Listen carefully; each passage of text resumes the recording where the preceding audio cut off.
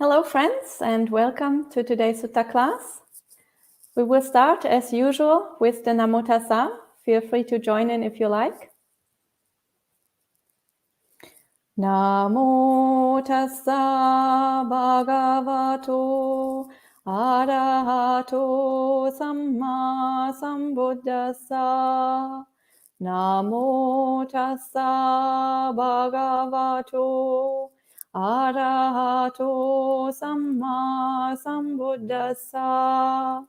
Namo Tassa Bhagavato Arahato Samma Sambuddhassa. Buddhang Dhammang Sanghang Namasami. So, welcome to today's Sutta class. Today we are reading a Sutta from the Majjhima Nikaya. We are reading the Potaliya Sutta, which is Majjhima Nikaya number 54. And this is a very beautiful Sutta, I think, because in this Sutta we have the Buddha talking to a householder named Potaliya.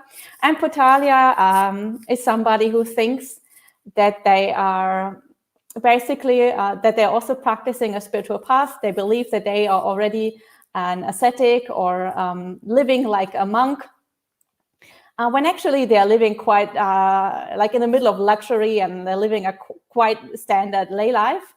But they have this delusion or this deceit that they are already very ascetic and that they are very committed spiritual practitioner.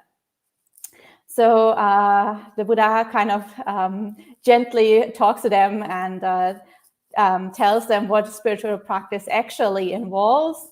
And so I think this is a very beautiful sutta, also a very relatable sutta, because I think also nowadays we can see a lot of people who say, well, I'm not ordained, but basically I live like a monk. Basically, there's no difference between me and somebody who is actually living a spiritual life. So I feel like in the Buddha's day, this happened, and also nowadays, this is very common. And this is a sutta where the Buddha really tells us what spiritual practice actually involves. And so I feel like this is really beautiful and really relatable. And hopefully you will also enjoy this sutta. And the sutta also has some very beautiful similes about attachment to sensual pleasures. They are very famous. So once we get to that part, I think most people will recognize that. It's repeated in many other suttas also.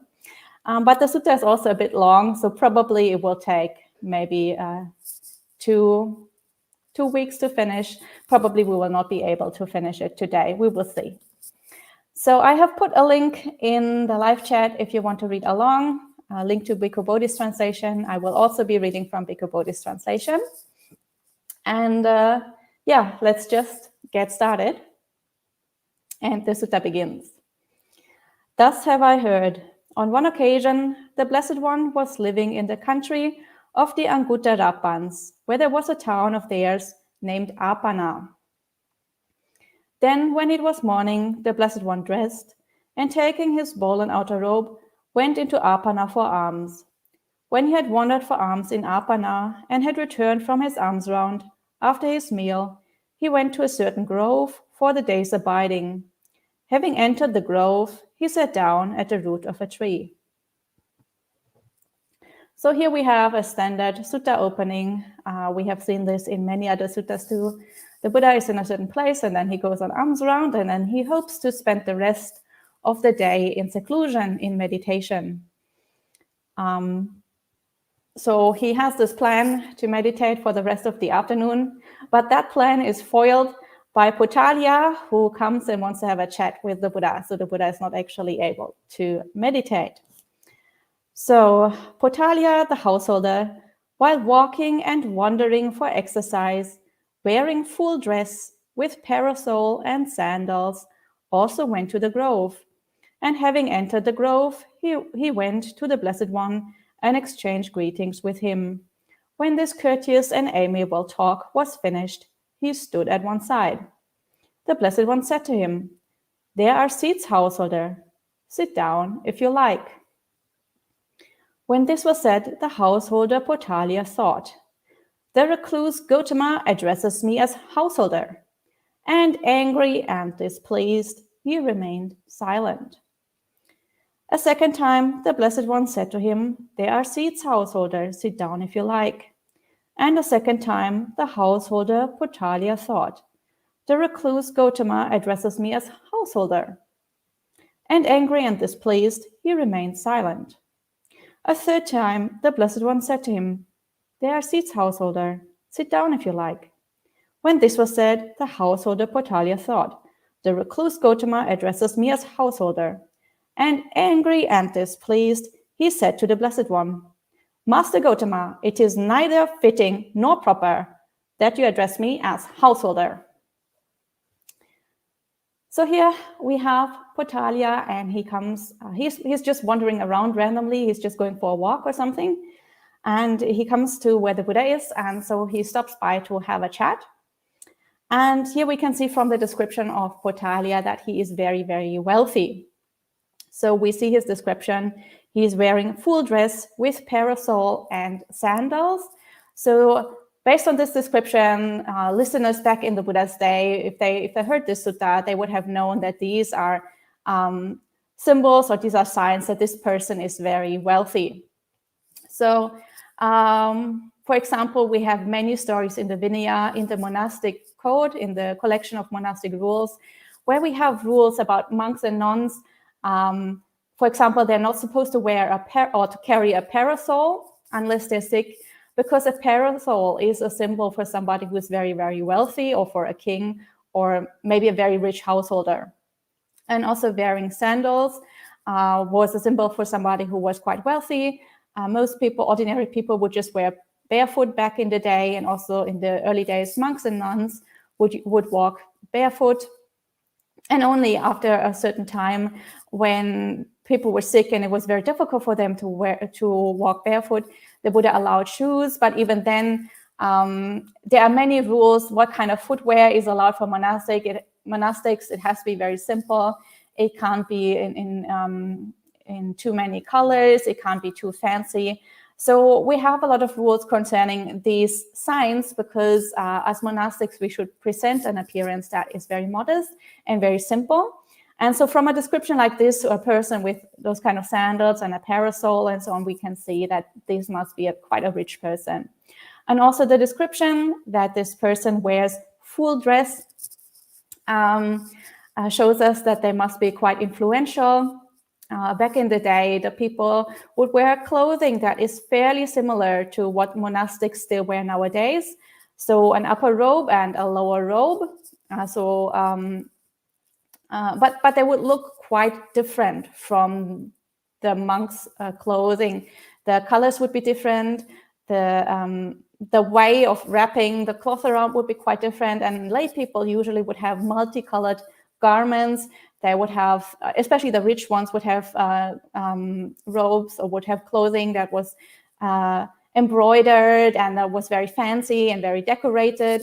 So it was even though the style was quite similar, like the cutting and the patterns were quite similar, it was very, very obvious back in the day who was a householder and who was a monastic. And also the description that he's wearing full dress shows us that he is not a poor person, because poor people would often just wear a lower robe, because cloth was very expensive. So they would be bare-chested, and they wouldn't cover the upper part of the body, only the lower part of the body. While for rich people, it was considered very, very inappropriate to only cover the lower part of the body. For example, we have a story in the Vinaya, and that is a story that that also like explains to us a little bit about the social customs back in the day. And then in that story, there was a monk, and a layman came to him, and that layman said, or made an offering, made an invitation, and said, if you ever need a robe, please let me know, and I will provide that robe for you. And the monk was very happy. And then after a while, sometime later, he did need a robe. And it so happened that on that particular day, when it popped into his mind that I should replace my robe, that same layman was also in the monastery and happened to visit him. And then the monastic, that monk, informed him that he needed the robe. And he said, please give me a robe. And the layman said, oh, yeah, I will have one prepared and I will send it to you tomorrow. And obviously that is a very, very, very kind reaction, also very, very generous. And it's very quick to prepare a robe within one day, because a robe it needs a lot of cloth. Cloth was very expensive, and you have to cut it in a specific pattern. You have to sew it in a specific pattern, so it takes a long time to make a robe. So making a robe within 24 hours is a very generous offer. But that monk wasn't happy at all, and he scolded the layman, and he said to him, well, you said you'll offer a robe, but now you don't want to give me a robe. You want to delay and delay. Why don't you give it to me straight away? And the layman said, I don't have it now. How can I give one right now? And so the monk said, well, just give me that one that you're wearing now. So he asked for the clothing that the layman was wearing right at that moment. And then the layman said, well, I can't give you this one because of my social status. I cannot walk around bare-chested. That would be really, really inappropriate for somebody from my social class. And the monk kept on bullying and kept on shaming him. And so eventually that layman gave that robe to the monk and went back wearing only a lower robe, so wearing only like a skirt. And then everybody who saw him on the way, first of all, they almost didn't recognize him. And then when they did recognize him, they all asked him what had happened. And he told the story, and everybody was, and the Sangha got a really bad reputation from that story, because everybody was complaining how inappropriate the behavior was to deprive the layman of his robe, and how demanding it is to not be able to wait for 24 hours to have a robe prepared. So, and then the rule was laid down that this kind of behavior is inappropriate. So from that story, we can see that somebody who's wearing full dress also means that this must be a fairly high-ranking, fairly influential, very rich person here that is described. So as I mentioned back in the day, such a description, somebody wearing full dress with a parasol and sandals, that would have meant that the audience understands immediately this is a really, really rich person. For us nowadays, maybe we will need a little bit of explanation to understand. But Potaliya comes to the Buddha, and he really looks like somebody who is very, very rich and definitely a householder, not a monastic, because as a monastic, you wouldn't wear these kind of symbols, status symbols. So he exchanges greetings with the Buddha, and then he just stands there. So obviously he has come to the Buddha, and he is being a bit provocative.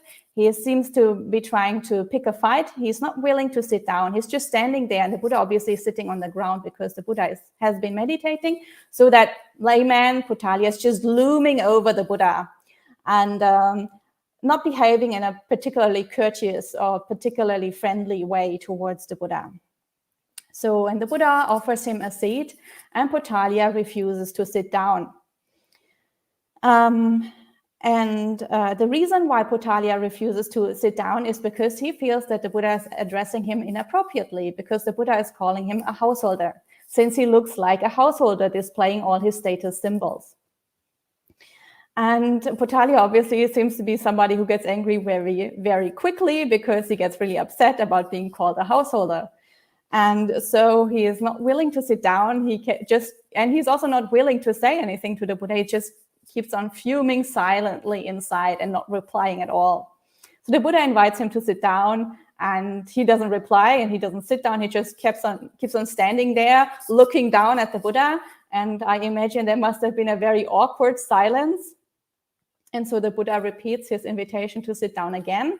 But Potaliya just gets even more angry, because again, he is addressed as a householder, but still he doesn't reply. He's just like silently boiling with anger and rage. And eventually, when the Buddha invites him the third time, he can't contain it anymore.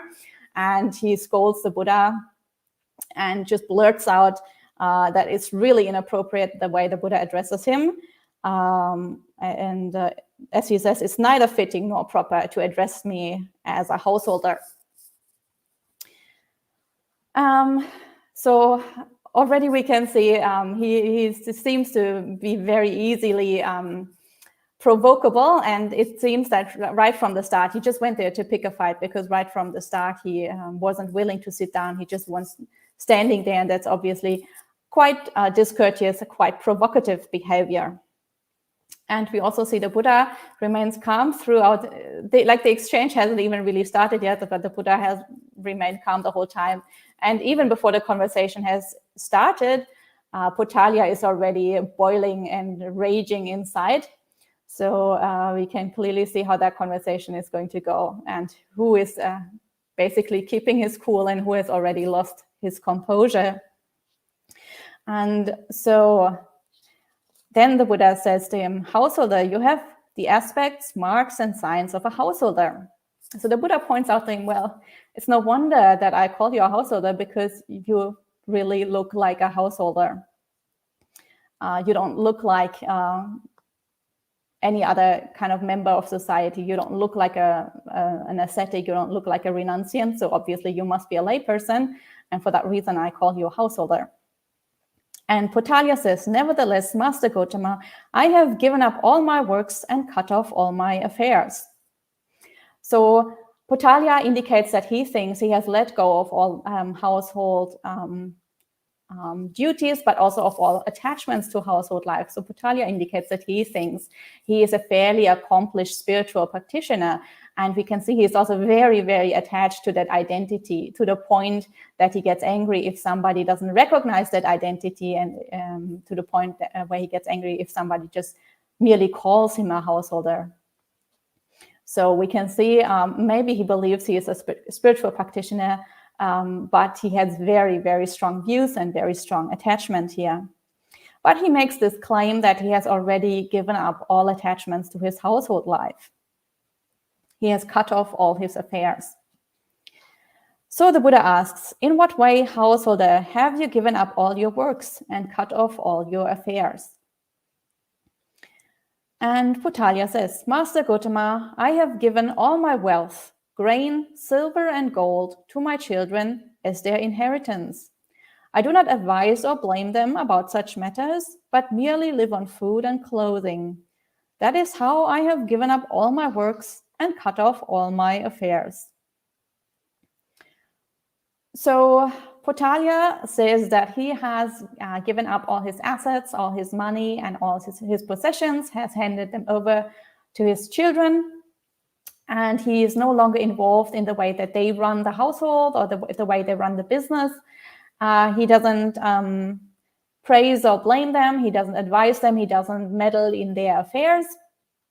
And he believes that this is enough to count as a renunciant and to count as a spiritual practitioner.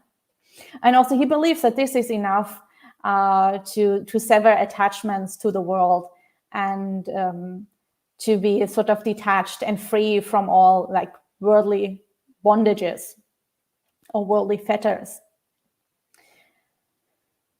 So the Buddha sees that there is a little bit of wrong view there. And he says, "Householder, the cutting off of affairs as you describe it is one thing, but in the noble one's discipline, the cutting off of affairs is different." So now the Buddha points out to Potaliya that maybe there is another way of practice. And finally, he does get Potaliya's interest, because this is something that obviously Potaliya identifies with. And so if you can talk about this particular thing that interests him, then now he is willing to engage in a discussion. And so Potaliya says, "What is the cutting off of affairs like? In the noble one's discipline, Venerable Sir, it would be good, Venerable Sir, if the Blessed One would teach me the Dhamma, showing what the cutting off of affairs is like in the noble one's discipline." So now he requests a teaching from the Buddha. So he is no longer so confrontational. Now he is actually finally willing to listen to the Buddha. And we also see how he changes the way he talks to the Buddha. So this whole time he has called the Buddha Master Gotama, or sometimes even the recluse Gotama. But now he's calling him Venerable Sir. So he's becoming a lot more polite and a lot more friendly. And now it seems that the Buddha has managed to kind of calm him down and also to open his mind at least a little bit, so that it is possible for the Buddha to start filling it up a little bit with his own Dhamma. So the Buddha says, "Then listen, householder, and attend closely to what I shall say." "Yes, Venerable Sir," Potaliya the householder replied. The Blessed One said this: "Householder, there are these 8 things in the Noble One's discipline that lead to the cutting off of affairs. What are the 8? With the support of the non-killing of living beings, the killing of living beings is to be abandoned. With the support of taking only what is given, the taking of what is not given is to be abandoned. With the support of truthful speech, false speech is to be abandoned. With the support of unmalicious speech, malicious speech is to be abandoned. With the support of no rapacity and greed are to be abandoned. With the support of no spite and scolding are to be abandoned. With the support of no anger and irritation are to be abandoned. With the support of non-arrogance, arrogance is to be abandoned. These are the 8 things, stated in brief, without being expounded in detail, that lead to the cutting off of affairs in the Noble One's discipline."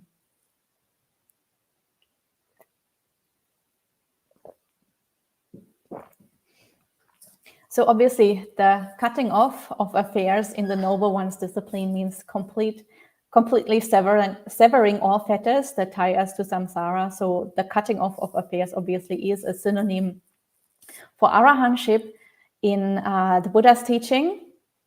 And so the Buddha says there are 8 things that we need to practice, or that Potaliya needs to practice, in order to be able to cut off all affairs, so to make spiritual progress and basically to become an arahant. And then he gives a list of 8 things here. In this list of 8 things is quite unusual because we have a lot of lists of 8 in Buddhism, but this one is not really found in any other sutta. So this is one that is really specifically tailored to Potaliya and his particular situation. So in Buddhism, we have various lists of 8 things that we should practice, that are beneficial, or that might lead to arahantship and so on. For example, the Noble Eightfold Path, or the 8 precepts, or other things that come in groups of 8. But this particular group here is quite unusual, and I don't think this is found in many other suttas. So let's have a look. So the first thing that the Buddha talks about, obviously, is not killing living beings. So this, of course, is the first precept, and I think we're all familiar with it. And clearly, not killing is something that is very, very fundamental on the path. It's quite obvious, quite easy to understand why the Buddha would start with this particular teaching. And then the second one that the Buddha talks about is not to take what is not given, so not stealing. And again, this is the second precept. And again, we can all understand how this is very fundamental and why the Buddha would start teaching Potaliya about this. Then the third thing that the Buddha talks about here is truthful speech, or not lying. And this is the fourth precept. So already we see that he isn't following the usual order of the precepts. He is kind of mixing it up and mixing and matching and picking different things from different places to put them into a unique list of 8 things here. So now he's talking about the fourth precept, not lying. And of course, not lying is very, very fundamental on the path. Sometimes people have a little difficulty practicing this precept about not lying. Sometimes people think there should be white lies, so there should be allowances for lying occasionally. But of course, not lying is such a fundamental precept that it's really important that we keep it, because when we lie, basically, we are trying to deceive others. We are adding to delusion in the world. We are trying to let others not see the reality as it actually is. We are trying to obscure the truth. And not let the truth be obvious and out in the open. We're trying to, as I mentioned, to deceive others. And that, of course, is a function of the delusion that we have in our mind. So it is because we have all this delusion in our mind, because we ourselves cannot see clearly, and because that delusion that we have keeps on deceiving us and not letting us see clearly the reality as it actually is, why we have this desire to also deceive others. So if we lie, the overall delusion in the world just keeps on increasing, and the overall difficulty of practicing the Dhamma keeps on increasing. So we are basically preventing others from seeing the truth clearly, but we are also increasing our own delusion and increasing our own defilements in the mind. And that will just create a huge barrier for ourselves and a huge hindrance for us to actually develop insight and wisdom. Because if we have a lot of delusion in our mind, then it's very difficult to develop insight practices and to understand reality as it actually is. So the more we create delusions in the world, the more we fool ourselves and others, the more difficult it becomes to make a commitment to truth and to actually understand reality as it actually is, to actually understand the Four Noble Truths. So it's not an accident that the Buddha called his experiences the Four Noble Truths, because it is a direct antidote to the delusion, the fundamental delusion that keeps us trapped in samsara. And so for this reason, of course, the Buddha includes truthful speech here in this list of things to be practiced, because this is so fundamental. And for this reason also, if you feel you have a desire to tell a white lie, it's always good to reflect on the Four Noble Truths and why they are called truths, because it is so important to make a commitment to not strengthen the delusion that we have in our mind, but to make a commitment to true knowledge and to clear seeing, which is obviously based on truth, not on lying. So that for that reason, the Buddha included this precept here. And then the fourth thing that he talks about is unmalicious speech. So this is quite interesting, I think, because as I mentioned, he's not going through the usual order of the 5 precepts, but he's also not using the usual teaching of the 4 kinds of right speech.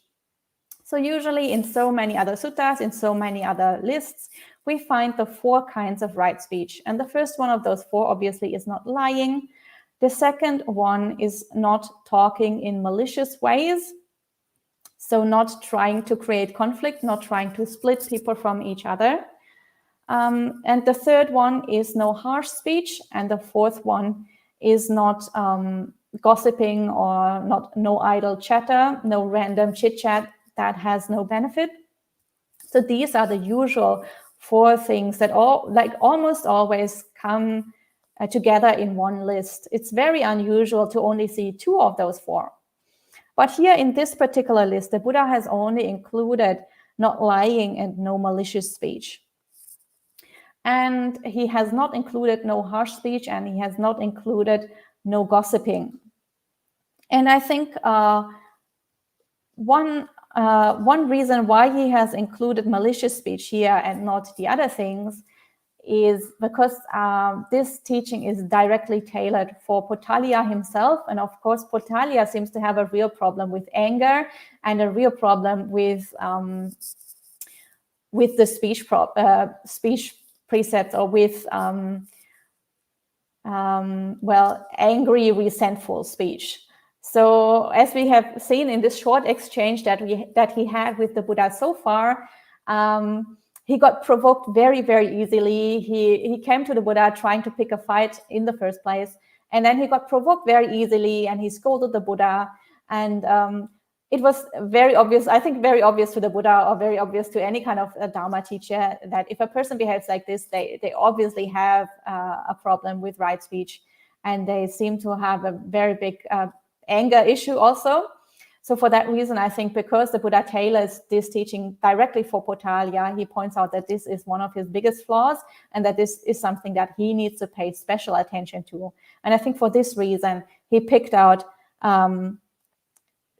the particular point about not speaking maliciously, because Potaliya has a really big issue with that.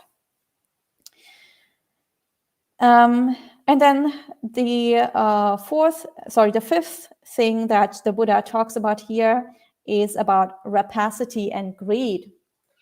So actually, I didn't know what rapacity is, so I had to look it up in the dictionary. And if anybody is listening who also doesn't know what it seems to mean a kind of greed, a very, very strong kind of greed, basically a violent form of greed, a greed that is so strong that it takes you to acts of violence. So anyway, it's just basically another form of greed. So now the Buddha is talking about mental states. So the first four factors that the Buddha was talking about, those are actions that we can do with the body or actions we can do with speech. But now the Buddha is focusing on the internal things we need to work on. So the mental qualities or the mental defilements that need to be abandoned on the pathway to arahantship, so on the way to cutting off all these affairs. So the first thing that we need to work on is greed. Of course, this is very familiar to us. The usual way of presenting this would be in terms of greed, hatred, and delusion. So only 3 factors. But here in this list, the Buddha uses or breaks down the mental defilements into 4 factors. This is also quite unusual. And this is also because he's talking to Potaliya and because Potaliya needs, and because the Buddha focuses on Potaliya's special needs, Potaliya's most important defilements. So the first one he is talking about is greed. Greed, attraction to things, attachments. These are, of course, things we need to abandon. I think everybody is very clear. And of course, greed covers a wide range of different defilements, all under this, basically the heading of greed. So that can be various kinds of attachments from the grossest level to the most subtle level, including even attachments to jhana realms, attachments to immaterial realms. These are very, very subtle forms of greed, but also the very gross ones, attachments to sensual pleasures, attachments to food, to music, to sex, to whatever, attachment to people, attachment to our body. So all these come under the heading of greed. So this is the 5th quality that the Buddha talks about. And then the 6th one is spite and scolding. So spite and scolding, usually we would think that these should be under the kind of umbrella term of hatred or anger. But here the Buddha singles them out, and he specifically assigns a separate category to spite and scolding. And I think, again, this is because Potaliya obviously has a really big issue with scolding other people. He even goes up to the Buddha and starts scolding the Buddha. So basically, even before he had any kind of meaningful exchange with the Buddha, he already started criticizing the Buddha, scolding him, telling him that his behavior is inappropriate, just because the Buddha called him a householder. So because of a very, very minor kind of way, like a form of address, basically, Potaliya already got very angry and started scolding the Buddha. So it was very obvious that this is a huge issue, a huge mental problem for Potaliya.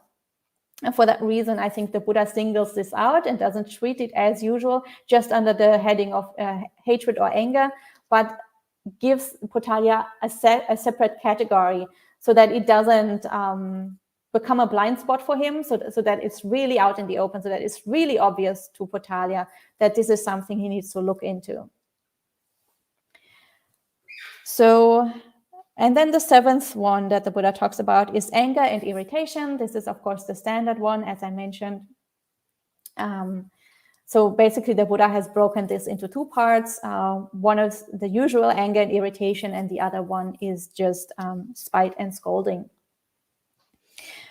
And then the last one that the Buddha talks about is arrogance. So arrogance or conceit, obviously, this is also something we abandon when we get close to arahantship. And In Potaliya's case, obviously, the Buddha again singles this out as a specific factor for Potaliya, something that he really needs to look into, something that seems to be a really big blind spot for him, because Potaliya obviously seems to be very, very arrogant. The way he is treating the Buddha, the way he's just walking up to him, refusing to sit down, just standing there, looming over the Buddha, talking down to the Buddha. And then the way he's interacting with the Buddha as though they're on the same level, as though they have both made the same kind of renunciation, the same kind of commitment to a spiritual path, as though there really isn't any difference between a fully enlightened Buddha and Potaliya, who just managed to transfer a few assets to his children, as though they were really on the same level. That really shows a huge amount of delusion, but also a huge amount of arrogance on the part of Potaliya. And so for that reason, I think the Buddha singles this out specifically as one factor for Potaliya to look into. And so the Buddha says he has given these 8 factors, these 8 things in brief, but he has not yet expounded them in detail. So he's basically just giving Potaliya a tiny snippet, like a trailer, basically. And if you basically invites Potaliya to ask more, and if Potaliya now is interested and asks a question, then Buddha will give him the extended version of the Dhamma talk instead of just this brief summary. And of course, Potaliya takes the bait, and Potaliya says, "Venerable Sir, it would be good if out of compassion, the Blessed One would expound to me in detail these 8 things that lead to the cutting off of affairs in the Noble One's discipline, which having been stated in brief by the Blessed One without being expounded in detail. Then listen, householder, and attend closely to what I shall say. Yes, Venerable Sir," Potaliya the householder replied. The Blessed One said this.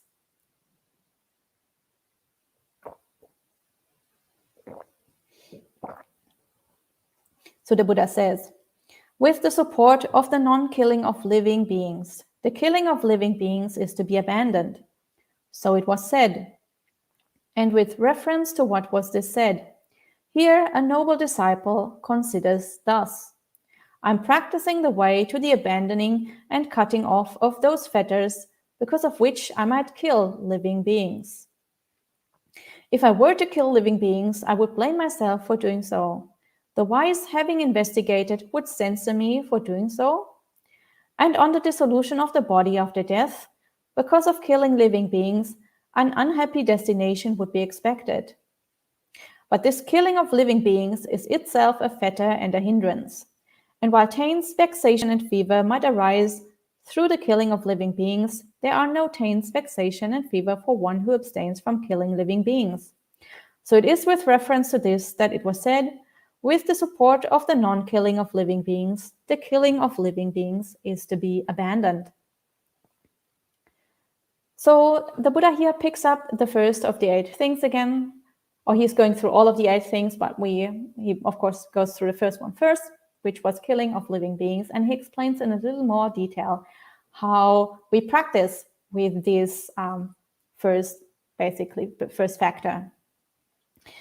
And so the first thing that the Buddha says is that we need to properly reflect about this. So we need to consider this in detail, basically. So the first thing that this noble disciple here reflects about is that they have to practice in such a way that they can abandon and cut off the fetters because of which they might kill living beings. So the first thing they reflect about is not the act in itself, but is the underlying cause because of which they would kill living beings. So it's the mental defilement that would bring us to the physical act of killing another. So of course, those mental defilements can be different ones. Basically, they're usually either based in greed or they're based in hatred. So for example, we might be very angry with somebody, we might be totally overcome with rage, or very, very hateful towards somebody, and then we just kill them. That is one reason. Or another reason is we are very greedy. They have something that we want, and we absolutely really believe that we need to have it, so we just kill them so that we can take the thing. So there might be various underlying mental defilements, and those defilements are the actual problem. Because as long as we still have those defilements, we might make an effort now to refrain from the physical act. But if we don't give up those defilements, at any point in the future, we could, if we are not mindful, we could still kill another being. But if we give up those underlying mental factors, then of course there is no need for too much mindfulness, because if we don't have the defilement anymore, we wouldn't kill another being anyway. And for that reason, of course, it is also said that arahants naturally keep all the precepts. Arahants don't need to be careful with the precepts. They naturally keep them at all times, because they don't have the defilements that would bring them to, or that would make them kill another being. So this is the first reflection that the Buddha talks about here. And then the second reflection that the Buddha talks about is this idea that we reflect, if I did kill somebody, I would blame myself. So afterwards, I would feel very guilty. I would have a lot of remorse. I would think that was very badly done. So I would like not have any kind of mental peace. I would be very tormented, because I myself would think that was really, really bad. And other people, wise people, would blame me for that, or would criticize me for that. So this is basically the idea of what we call in Pali hiri and ottappa, so sometimes translated into English as shame and fear of wrongdoing. These are the translations that Bhikkhu Bodhi uses. And this is basically the idea. So hiri or shame is the idea that I myself, with my own conscience, would think that this is a bad thing to do. And ottappa, or translated as fear of wrongdoing, is the idea that other people would criticize me for this, like wise people would criticize me for this. So as humans, we are kind of social animals. We always want to be approved of by other people. We want to be liked by other people, especially by people we look up to or people we think are good people. And so we don't want to be criticized by such people. And for that reason, it is just thinking that they would criticize this can make us abstain or refrain from doing bad actions. So these two ideas, shame and fear of wrongdoing, or hiri and ottappa, can stop us from killing beings. Even if we still have that tendency in our mind, we can refrain from the physical act by using these kind of reflections. And then a third reflection we can use is that obviously killing living beings creates a lot of bad karma, and that would lead to a bad rebirth. So because we don't want to have a bad rebirth, that can also make us refrain from killing other beings. And then there is yet another reflection that the Buddha suggests that we do, and that is what he is translated as: this killing of living beings is itself a fetter and a hindrance, and while taints, vexation, and fever might arise through the killing of living beings, there are no taints, vexation, and fever for one who abstains from killing living beings. So this maybe needs a little bit of explanation, that the killing of living beings is itself a fetter or a hindrance, because it is not a fetter or a hindrance in the usual sense. So of course, we have a list, the usual 10 fetters or the 5 hindrances, and these 10 fetters or 5 hindrances don't include killing of living beings as one of the 10 or one of the 5. But what this means is that if we kill living beings, this will strengthen the fetters and it will strengthen the hindrances. The hindrances stop us from meditating properly. They make our mind very agitated, and they stop us from entering the jhanas, so higher states of mind or higher states of samadhi. And the fetters are the ones that sort of keep us bound to samsara and that kind of stop us from attaining higher stages or higher attainments on the path. So if we kill living beings, then these fetters and these hindrances will be strengthened. And because if we kill living beings, there's so much unwholesome karma that we create, and there are so many mental defilements that get stirred up. It's basically like a whole tsunami of bad emotions follow in the wake of the killing. So first of all, there will be a lot of greed, or there will be a lot of anger and hatred.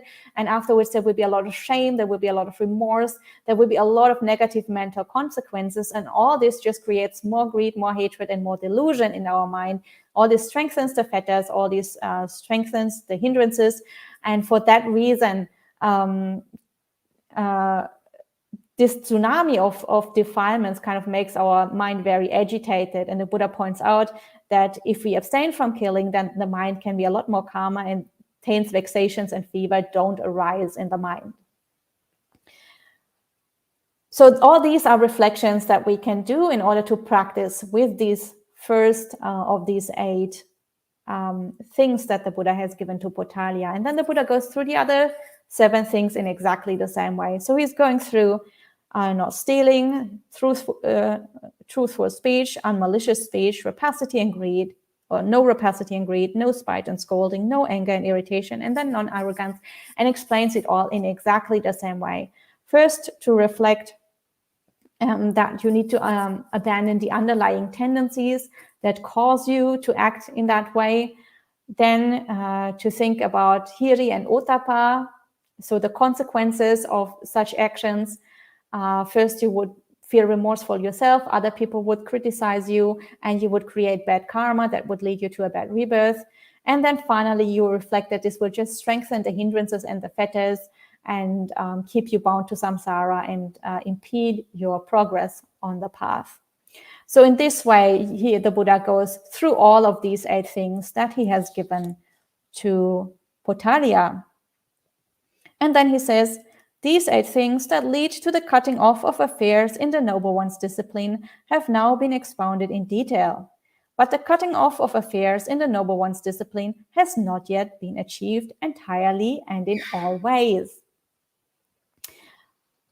So again, the Buddha says, so now I have explained in detail how to do it, but still there is more that should be explained. So he's giving him another kind of bait, and he's trying to get Potaliya to ask more and to learn more about this thing. So he's trying to get Potaliya involved. And so clearly the Buddha has more that he thinks would be beneficial for Potaliya. Clearly the Buddha is willing to teach him more if Potaliya is willing to listen. And so at this point, I think we are going to finish for today, and we will keep on reading the sutta next time, because I think this is a very good place to stop for today. And now if you have any questions or comments, then you can type them in the live chat, and I will see if I can answer them.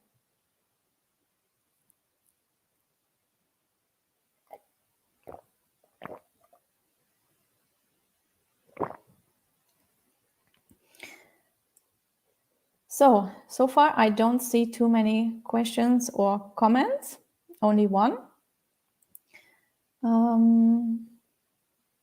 So Sud has a question. And they say, even if we give these things up intellectually, these defilements like anger and conceit still exist in the mind. How does one give them up completely so they don't arise again? Well, the first thing is to do these reflections, as the Buddha says, to really, really deeply understand where the problem lies, because only then do we have the motivation to actually practice.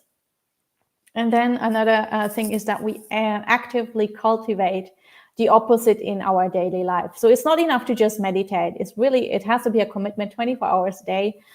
We need to practice in our daily life too. So let's say somebody has a real problem with anger and conceit. But since these are the 2 defilements you mentioned, so let's take them as an example. Somebody has a real problem with anger and with conceit.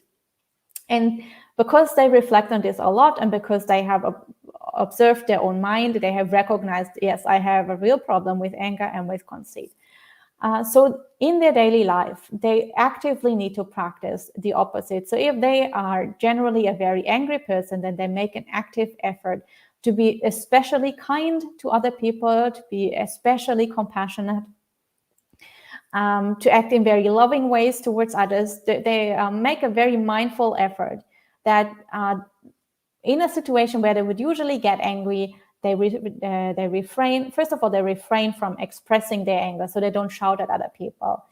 And And then if there are persons that are especially difficult, in their meditation, they can practice metta, but outside their meditation, they can also act towards those people in a friendly way. Or if that is not possible, they can try to avoid interacting with those people too much, so that the anger doesn't get triggered all the time. Because each time you trigger anger, it just gets worse. You feed the defilements and the defilement gets stronger. And the same with conceit. If you have a real problem with conceit, then make an active effort to listen to other people, even if you think you are better than them. Actually make an active effort to get to know them, to listen to them, maybe even go along with their ideas, with their plans. Even if you think that your one is better, just give it a try, and maybe you will see that other people's ideas and plans aren't might be equally good, as good as yours, so it might maybe even better if you try it out. So actively act in ways that directly counteract those problems that you have identified in your mind. And then in your meditation, of course, you can either, again, cultivate the antidotes to your problem. So if your problem is anger, then cultivate a lot of metta, for example. Or you can do insight meditation practices. You can investigate your anger. You can try to understand how it arises. You can see that this is just an empty process. It has nothing to do with you. You can try to slowly dissolve all those defilements that are stuck in your mind. But really, it's not just about meditation. It's really a whole life practice that needs to also be done in your daily life. And it is not a quick process. It needs time. So also patience is a very, very important factor on the path. So other than that, I don't see any further question at the moment. Pial and Indira have posted a question, and they say, this is more like Buddha teaching on emotional intelligence to Potaliya. Recognize the underlying cause, express it appropriately, etc. What is your take on it? I think a lot of Buddhist practice actually is about emotional intelligence, learning how to regulate our own emotions so they don't trigger us, and so that they don't overwhelm us. This is very often the first step. And especially Potaliya, he is obviously very, very new to practice. So he is one of those typical people who think they already know everything, and they have already made this huge commitment, and they are already very knowledgeable and very well practiced, when actually they don't know much. But they're one of those typical people where the cup is already completely full, and it's very difficult to fill in more knowledge into their cup. So the first step very often on the path is to learn about emotional intelligence, learn to regulate our own emotions.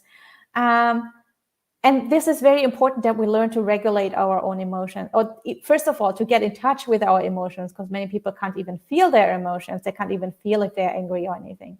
Get in touch with them, learn to understand them, learn to regulate them.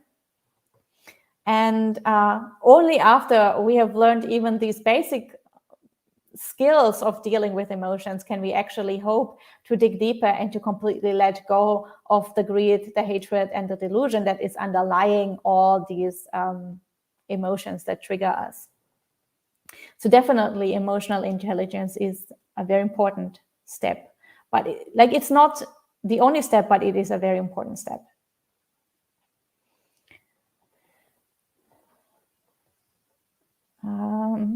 And Amaranta says they also have an anger problem. So very good. It's good that you recognize that.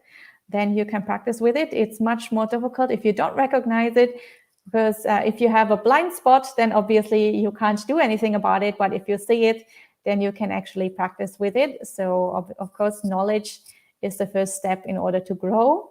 So very good that you made this observation. And Sud has a follow-up, and they say, so just persistently abstaining from engaging in defilements, you're slowly eliminating them. Is this the correct way to understand it? So eventually, without acting on them, they fade away. In some way, yes. So if you stop feeding into the defilements every day, then they sort of calm down a little bit. So your mind becomes a lot more quiet if they don't get triggered all the time. And once your mind becomes a lot more quiet because your emotions don't get triggered all the time, or because your defilements don't get triggered all the time, and your mind is more quiet, then you can really start making progress in your meditation. Then you can really start making insights and understanding how the mind works and how those defilements work. And it is actually the understanding, the insight, the wisdom that will enable you to cut off the defilements. But you can only make those insights if your mind is calm enough, and your mind is only calm enough if your defilements don't constantly get triggered. Which is why the Buddha recommends to live a very calm and simple life, which is why the Buddha recommends to people who are very committed practitioners, especially monastics, that they withdraw from society a little bit, that they go into nature, that they go into a quiet place, and they focus on the meditation instead of doing it right in the middle of a busy society and busy household life, because there is just too much going on, and the mind just, for most people, doesn't get quiet enough to enable you to actually make deep insights. So abstaining is a good first step, but eventually wisdom is also necessary for the complete cutting off. So that seems to have been the last question for today. So I hope you enjoyed this sutta. Next time we will continue. And for today, we can finish with 3 sadhus. Feel free to join if you like. Sadhu, sadhu, sadhu. So I will see you all next week. Have a good day and have a good week.